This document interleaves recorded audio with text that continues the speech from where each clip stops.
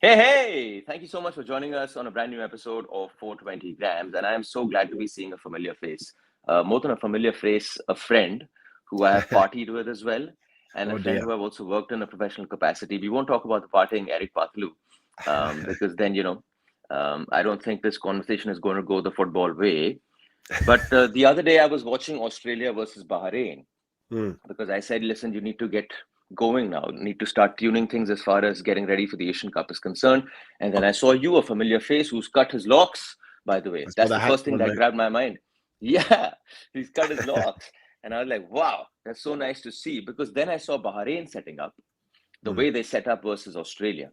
And in the post match comments, coach, player, everyone saying this is the way teams will set up against us, at least in the group stages. No one mentioned India. But Hmm. I'm guessing the idea was India, Syria, when they do take on them. Eric, how have you been, firstly? Um, and the whole crux of this chat is, of course, we're going to talk about how India will set up, which Yeah. could be a 4-5-1, a 4-6-0, however you look at it. I don't think a five-man defense exists anymore. Hmm. Um, how are you looking at this game? 4-5-1? Because then it gives you something going forward, because you just cannot keep on sitting back, Yeah. sitting back, sitting back. So you need that one guy up front to hold it for you a little bit. Yeah. Yeah. Thanks, Arjun. Good to see you, mate. It's been a long time, but we have crossed paths in the studio once or twice, but always busy. So good to have some time on the air with you finally. Yeah. Look, mate. It was a very different game, friendly match, Bahrain and Australia. But Yeah. if there was a blueprint of how to try and counteract possibly any team that's higher in the rankings, and we're talking about a good 80 odd places between Australia and India. We know that the gap is going to be quite high. Uzbekistan, Australia, the Syria game, that's the question mark. Hmm. I looked at Bahrain and the way that they set up, and they were really comfortable in possession. So they sat right in, and it was Yes. almost like a 4 and a 6 at times. But when they got the ball forward and they managed to counter attack, they didn't always go and just try and shoot or get a corner. They actually came back out and circulated and were very comfortable in possession, Hmm. almost to the point where Australia had to go, we're going to go and impress. And all of a sudden, oh, these guys can play. Let's also sit off and park the bus at times. So they lost the game 2-0. And where they became unstuck was in that wide area. So when you are playing a 6 across midfield, a 5 across midfield, to break that down, you've got to go quick to one side and you've got to Hmm. double up and try and get a cross in. If that Hmm. doesn't occur, you've got to play, if you can, in the middle to play out. So to play in, to play out very quickly. So the players are watching where the ball's going. Boom, it's gone back out. It happens very quickly. And the goal we scored early on was our left winger, Craig Goodwin. And the ball Yes. had basically done that, gone through the middle. It got flicked around the corner, and he found himself with a one-time cross into the 6-yard box. And, if you put the ball in that sort of area, things happen. And we got an own goal. A guy took a swing, went to the top corner. In the first half, Bahrain had a few chances on the counter attack. We've Yes. got some really good defenders in the box. So if India have a chance in that first half, they've got to go for that counter attack. And I think we've got Gurpreet Singh Sandhu, who has that lovely long kick to Sunil that they've tried over and over again. Hmm.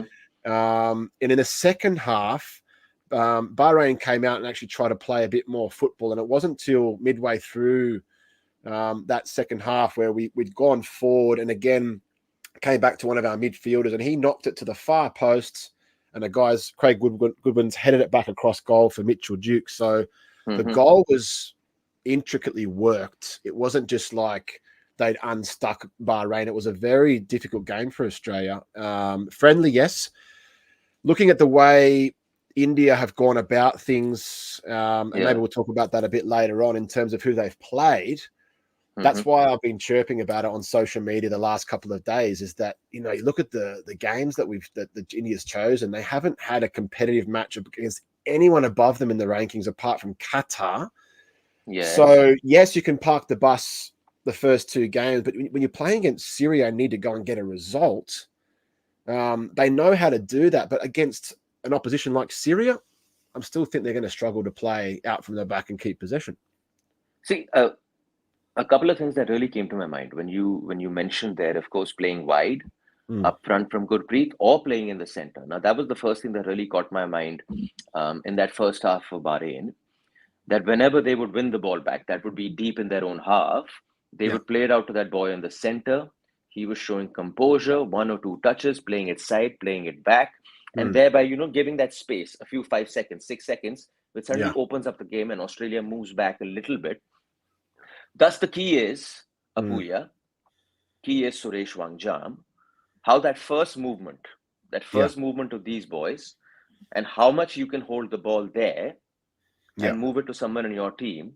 Because if you can't keep on losing it there, it's curtains. That's Correct. the end of it.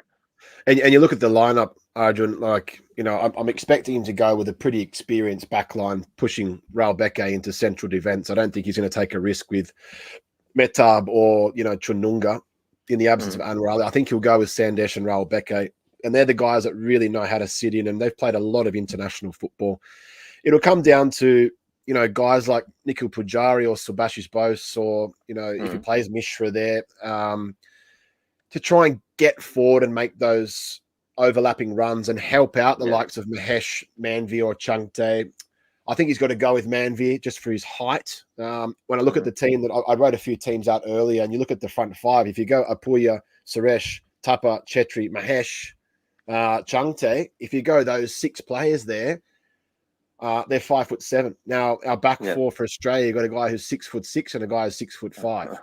So, everybody is tall in international football. And on the positive side, that for India, they've got to move the ball quick because they have that size. They have that little small turning circle. Apuia, Tapa can get forward and get themselves in the box. Tapa scored at an Asian Cup, so he'll be full of confidence. So go back to your point in terms of trying to keep possession. It'll have to be in areas where exactly what Bahrain did, counter-attack and get the team up the pitch, get Australia to come all the way back and then recycle it and then try and keep possession like that. If they think they're going to put the ball on the ground and Gurpreet start playing out from the back, it's going to be, it'd be curtains. Because, that's the catch-22, right? In a game like this. When India does win the ball, when India does put together 2-3 passes and makes way into the final fourth or that 1/4 of the Australian half, that is also the best chance for Australia to break open India. Because you win the ball and these guys are not in shape. As soon as you take your time and suddenly India moves back into the block of 4-6 or 4-5-1, and there again you start again trying to opening them up.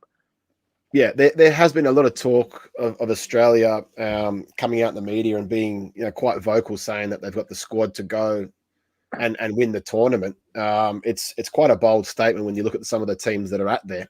Japan 4 times winners, Saudi, Qatar, Japan, and South Korea.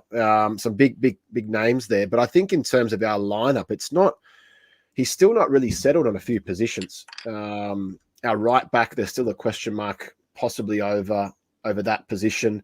Our creativity has always been a problem since we've lost, Tommy Rogic has retired from international football, Aaron Moy. Our biggest strength I can look at is our 2 wingers. It'll be Martin Boyle and Craig Goodwin that can supply good crosses in for Mitchell Duke, who's a very good player in the air. But I look at the lineup and I'm thinking Sandesh, Gurpreet, Raul Beke, they'll be licking their lips at that sort of service. You don't want to be coming up against a team that can play through you into feet and dribble in the box. Yeah, exactly. It'll suit. I think it might suit India, particularly if they sit in their own half and make Australia cross, because they'll be quite comfortable when they receive that ball. Would I be right in saying that Australia, at least what I saw versus Bahrain, and one game doesn't really tell you much about a team, but when you're breaking down a 4-6 or when you're breaking down a 4-5-1, generally you're moving the ball around really fast, right? So you're trying to get players out of position, get you out of position. Another player moves from another place, and so you make use of that extra space that's just been made for you right now. Australia didn't seem like that team. It seemed like a very, pass here, come back, move to the wing, play it inside. And in that sense, that works for India, as long as you keep on making them doing that. Yeah, great pickup is exactly, when we watched the first half of the game, it's exactly what we said. It was too slow, the ball movement, and, very, very difficult to judge on a friendly, because some of those players are trying to get minutes in the legs. Some boys hadn't played a lot of competitive fixtures. So there's all that element, those aspects that come with it. The good thing, I think, from Australia is the fact that they eventually found one avenue to break it down.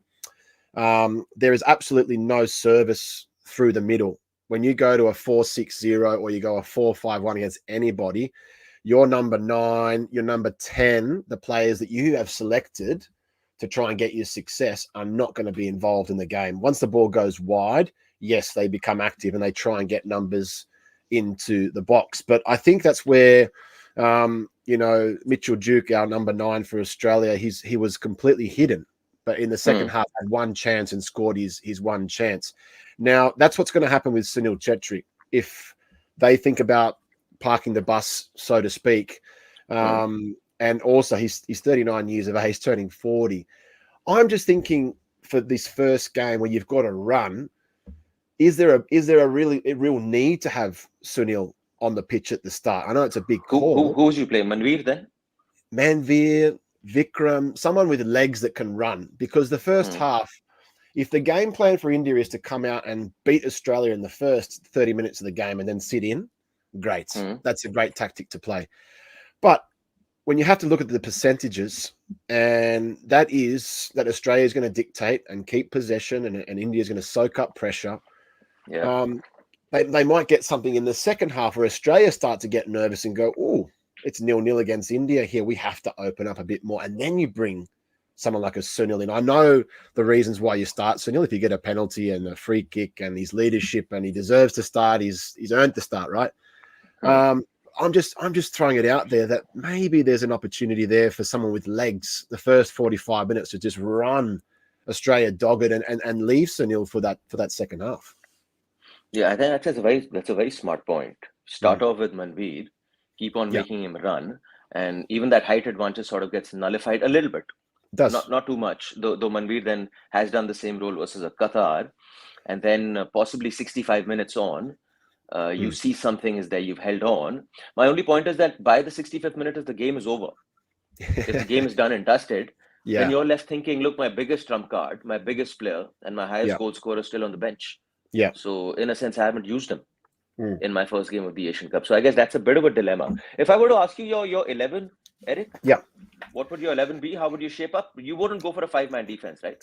No, it depends how you look at it. I'd always be, they're being comfortable playing 4-2-3-1 throughout Stimac's tenure. They're never going to go a 3 or a back 5. I don't think they need to against Australia. It's not as if they play with 4 up front. They definitely play with a 3. Even though Australia was listed as a 4-2-2-2 formation, it was really a 4-3-3 that we played. Yeah. And I predict we're going to start 4-3-3. But I start with Gupert in goals, obviously. And the height advantage is one of those big points, because I think that, coming and claiming a lot of crosses. I know Amrinder's had a good year, but, Gupert for me has to start. Nikhil Pujari, right back. He's got the pace, the energy. He's been doing the business for the national team in that position. I think he's a little bit more dynamic than Pritam Kotal, possibly Raul Beke, and he gives you energy. Sendesh picks himself. Raul Beke playing in the middle of defense is one that you just get that brain. He's got that brain to read the game. He's not going to go and challenge. Chununga, for me, great defender, but hasn't grasped how to control his emotions yet. And I think he is capable of going and challenging someone early and getting a yellow card, which is great in club level. So Raul Beke. Subhashish Bose for me has to play. He's been one of the best. Over Mishra? I would play him for a number of reasons. He's solid at left back. I think Mishra, when he played in the Champions League and he's played in this season, it's almost shown his vulnerabilities a little bit. He was great when he played before, but at Mumbai, I think when you go to that next level, and it literally comes down to, Arjun, if a ball goes to the back post on a cross, can Subhashish win that header, or can Mishra? And I think against that was one of the Aussie goals as well. Yeah. Yes. So nothing against him. I just think this is the best way for them to start. You've got to play with Apuia Suresh as a double pivot. They give you speed, energy, consistency. They're going to rat about for 90, and they can also play good passes into feet. The height thing doesn't really matter in that situation. I'd play Tupper in the hole. because I want Tupper to be, as soon as that ball goes long, I want him to be, busting a gut to get on the edge of the box where he's capable of scoring goals. You remember the one he scored against Thailand where Udanta's made the run and he dinked it up because he arrives late and no one picks him up. So he has to play. I would start Mahesh probably over Changte. His international form, I think, warrants that. His club form warrants that.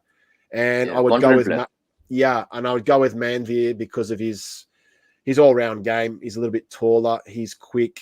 It's a difficult one, the front three. And obviously Sunil Chhetri, for me, I have got him in the starting 11 because I think exactly the point you made is if you can't have your best goal scorer on the bench, if something happens or if there's a chance from one split chance, who do you want inside the box? And then it's Sunil. Interesting. Because, say I put you on the spot and I say no Sunil in that starting 11. Manveer moves up. So who comes on the right for you then? Or do you say Mahesh goes to the right and Changte plays left? Or Changte right and Mahesh left? Yeah. I'd go Changte right, Mahesh left. You look at your bench, you've also got, Rahul KP who can cause a problem. Vikram's been chosen because of his club form. Vikram's got a temperament, but that's what I'm saying. A player like him that can run in and do the business. Ishan Pandita's obviously there as well. I wouldn't start with Ishan, but he has scored before at an Asian Cup. He has got that ability. There's a lot to be excited about with the squad. And the same question remains for you, even before I came across to India, is who's going to replace Sunil? It's just an amazing conversation. Even when I speak with people in Australia, like he's 39, turning 40 and 93 international goals, it's such an achievement, and it will be his last Asian Cup. And the question still remains, like you said there, who's off the bench that can come in and do a job? And it's difficult to answer, mate. No, don't tell him that, because I remember the 19 Asian Cup. I was sitting and we were doing 420 grams, and I said, listen, there's no chance Sunil is playing in 24, 23 at the time. And he heard the show and a message came and he said, you don't think I can play? I said, my friend, I don't think you can play. I'm just talking football logic. Another 4 years, you're going to be close to 40 then. He said, you watch, Arjun. And our man is playing. So it's your fault. You've basically encouraged him. Well done. That's what I keep telling myself, at least. but Erik, okay, so the thing is, like, when people who understand Indian football, and not just football, why I'm saying Indian football, because it's a completely different kettle of fish. What are you looking at? What are I think we all know, and we all assuming that this is going to be a 3-game tournament. Right? And that's the end of it. What are you looking at in terms of the 90 minutes you're seeing? Because more often than not, when you see India playing a big team like Australia of that stature, it's pretty much backs against the wall. As soon as the ball comes in your grasp, you bang it forward, run after it, ta. And that's the whole nature of the game for 90 minutes. Are you expecting a little more structure, a little more composure? Yeah, I mean, let's rewind to 2023, and they've had 14 games, 2 tournaments in which they've won. So right then and there, you're going, okay, the teams they're playing against are not great. But what that did do in the middle part of the year was go, you're playing an international game, and 3 days later, you've got to play another one and another one. So Stimac just try to embed that. And that just comes down to fitness. And it's why I was kind of having a crack on Twitter earlier on about just the level of games in which they've played. I would have loved to have seen them play their last two games of the friendly campaign with higher ranked nations, because against Nepal, no disrespect, against Sri Lanka, are you going to? They've got to go out there and open up and play football. And all of these footballers you see here are so talented at keeping the ball. They're playing the ISL where they're not really threatened because of the best of the bunch that we have in India. No one's playing outside, so the exposure's not there. And when you just go and expose them to the similar type of opponents, and we all rub our backs and pat everyone on the back and say, well done, we've won another SAF championship. I for the life of me, cannot get excited about that, because the first 2 games of this tournament, you knew in May it was Uzbekistan, you knew it was Australia. You've got to put, even this week, I'm looking at guys like Malaysia and Jordan. They're playing 2 friendly games. And now I understand you don't want to get injuries because we've lost a lot of key players. Go and play someone where you get to park the bus and show the tactic to the team, because you can't just go X's and O's on a board all day long and go, you're going to run But here. you ask the management, they say, look, we weren't given enough time. It's as simple as that. Incredible. Yeah, it's incredible, Yeah. Arjun, because it's garbage. He's been given so much time. I speak to Guprit and a few other boys in the off season, and they're like, yeah, we're still in camp. They're in camp for like a month or 6 weeks at a time. No national team does that. So then to go and play the games they've played, and then what was it, the 22nd of November, 52 days since the last competitive fixture.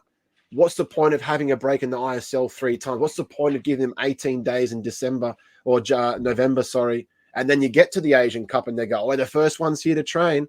I know I'm being very negative about it now, but this is me getting I echo the same sentiment. Sentiment as well. It's just a bit... I get the us versus them mentality that Stimac is trying to create, and it is that when you're a lower ranked team, you've got to be the underdog. You've got to believe you can go and beat someone with a result. But if you can't get the game plan into the boys throughout a competitive fixture, then when they lose a game, you can't say to them, oh, they didn't do the game plan properly. Like, it's the easiest thing to do is to sit in and counterattack. But there's fine details that can be a difference between getting a 1-0 or taking a 0-0. So for me, that's the upsetting thing. I hope that India can show. So you asked the question, what can they show? I just want to see them, if anything, they've got to be the fittest team there. They've got to run. And I look back at Greece, 2004. They were the fittest team there, and they ended up winning it, the Euros. Fitness is everything. If that's what he's brought the boys in for camps, brought them back in on the 1st of January to the Middle East, I want to see these guys running for 90 minutes and pressuring the opponent. There's no point being fit and sitting in and just going, oh, we'll go through the motions, cramping at 60. The second thing, Arjun, I want to see a team that is street smart. For too long, teams like India, Australia, we've been beaten by teams in the Middle East or South America with, I'm not talking about cheating, but if the ball goes out, take your time. If they've got a goal kick, if somebody's got an injury in the 65th minute, take your time. Use your subs at the right time. All these elements come into it. That comes from your coaching staff and showing the. So all these little things when you're the underdog, you've got to be trying to do it. And the third thing, if India goes and loses all the 3 games, the third thing, just want to see excitement. I want to see somebody come out and excite the crowd and test the goalkeeper or make runs into the box and try and get corners. They pick players like Vikram who are capable of doing it. They've got guys like Mahesh who's on fire at club level. I just hope they have a platform to show it. Since we're on the topic, I think I'm going to just round up that conversation you brought up now of no friendly scheduling, so on and so forth. You and I are on the same page. I agree completely with you. I was just going through Twitter feed. Every team is playing a friendly right now. Australia is playing that friendly versus Bahrain purely because in India it was set up like that. It's as simple as that. They won't say it publicly, but they've done that. How do you feel? I think you and I both know realistically this is a 3-game tournament. The coach, of course, knows that. He sees this team day in, day out. But the fact that you're coming out in your pre-match or your pre-tournament presser and you're saying the Asian Cup is not important for us. The World Cup qualifiers, 3rd round is what we're aiming at. Look, I know realistically you won't go there. I get that. And I get the World Cup qualifiers, 3rd round means you go home and away. You get about 6-7 more games against good opposition. And I get that as well. But in terms of messaging, right? The optics, where do you stand on this? The optics. And why are you saying that? I mean, your tenure started by saying your first aim is the Asian Cup. No one is expecting you to win it or qualify for the knockouts. But what we look at is small little achievements, small little positives that you take on from 2019 to now 24. Arjun, you hit the nail on the head, because why did he ask the federation to have the 3 international breaks? Why did he ask to have the league stop? Why did he ask for the team to have all this time together? Why did he wash over the astrologer stuff and then all of a sudden bring in a set piece coach where Trevor Sinclair's never been a set piece coach, by the way? And Okay. all these things that you start gathering information. I love the appointment to try and make the team have more fuel to the fire.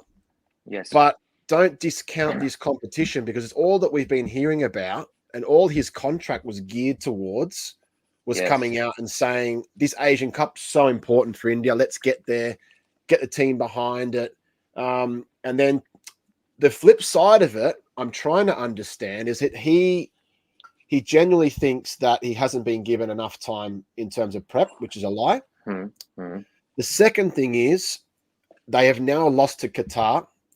If they go and lose another game in that group, World Cup qualification becomes very difficult. So he's trying to say that the games in March coming up are humongous, and they are, because it means if we win or lose, we get a certain number of home games as well. Yes. But you've still got to play Qatar in that mix as well, and it's very difficult to go there and get a result. It's a genuine, buying time tactic for a coach. But when you get to an international tournament, and I'm not being disrespectful, but India is not going to qualify for a higher tournament than this for a long time. Yes. And we have to be honest about that. It's great to have the thought, we want to go to the World Cup, we want to have it on home soil. That's great. But you realize that you're the 18th ranked nation in the AFC Cup. So you do the maths. Round of 16, are we going to get there? I don't know. But you've got to get India, and this is where Constantine was maybe a little bit different in terms of it was pragmatic, but he would choose maybe a couple of extra games that were more difficult. You've got to reduce the ranking and get below 70 and 80. You've got to get yourself. I'm not talking about getting games against Argentina. I'm talking about getting games, against other nations that are ranked just above you, China or someone like that. So it's just got to be a bit more intelligent in their planning. And the third thing I've got to talk about is the fact that you guys need to sort the OCI thing out, which I know they are having conversations with FIFA. Yeah. Yeah. I get what you're coming with that. That seems like a long draw. It's a good conversation to have, but it seems like a very long draw. You'd said 30 minutes, Erik, so we're sticking to our time, which is a very unfamiliar thing on this podcast. I'm just going to ask you the one final question. Sure. What are you expecting in this game? How are you expecting this game to go? Even Bahrain, if you saw, it was the own goal that opened them up. And then, of course, the attack started from the wings, and everything started moving a little more fluidly for Australia. How are you seeing this game going? First thing, Arjun, is that I hope there's a big crowd. I noticed the other night when there was no crowd in the friendly, it was like nobody's there. There's no energy in the stadium. A lot of Indians have bought tickets going across for the game too. I hope there's more to come. If they can get a crowd there and there's energy to feed off, it's only going to help India. I think the way that if I can start thinking positively about how Stimac is doing this, rather than thinking that he's not doing this or that, creating that us versus them mentality, not having a friendly game, not risking everybody and everyone together. We've been doing this for 2 or 3 years together. Now it's 4 years with Igor. It's all come to a head now, and that's why you shouldn't have discounted the Asian Cup. It's all come to a head now. They're not going to go and score 4 goals. They have to get their game plan spot on. And I think Australia, without being, funny, they aren't that good to be playing through India every single time if the shape is good. The shape has to be good. Australia will struggle, and they did the other night against Bahrain, if they're moving the ball too slowly. You can't win the ball back and just give it straight back to Australia, because that it becomes a long game, and set pieces will come into play, I think, as well. So the last thing for India is they've got to have their game plan. They've got to stick to it. And in those key moments, they've got to get it right in terms of a cutback, a corner, maybe Sunil shoots from distance. Something unexpected is gonna get India through the tie. But by no means should they be overawed by playing Australia. Australia's a different team than what they were 15, 20 years ago. And I remember Sunil telling me he was playing, Different team from 2011, you would say? Yeah. I mean, there's a bit of a golden generation still going on there, and playing against Harry Kuehl and guys with huge, European pedigree, and they were out-muscled. They only lost 4-0. But if you watch the highlights, it's just like they're so spread out. So I think the game's changed a lot now. There's no easy games, and I'd love to see India take a draw in this first game. I'd love to see them perform like they can do. Gurpreet Singh Sandhu had that cracker against Qatar, had a 0-0 draw. There's no reason why they can't go for a 0-0. And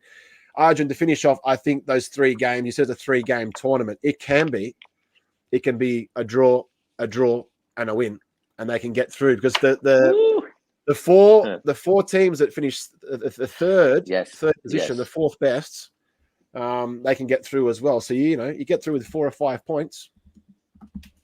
Erik Paartalu, you got us going now, man. Did not see that coming. But here's being hopeful. Here's being wishful. Erik, thank you as always. Insightful as always, and for really clearing that up as far as what this Aussie team is like, what to expect from the Aussie team, and what can work in India's favor. And thank you for being so frank as always. Looking forward to seeing you back in India soon and chatting on the ISL again, Erik.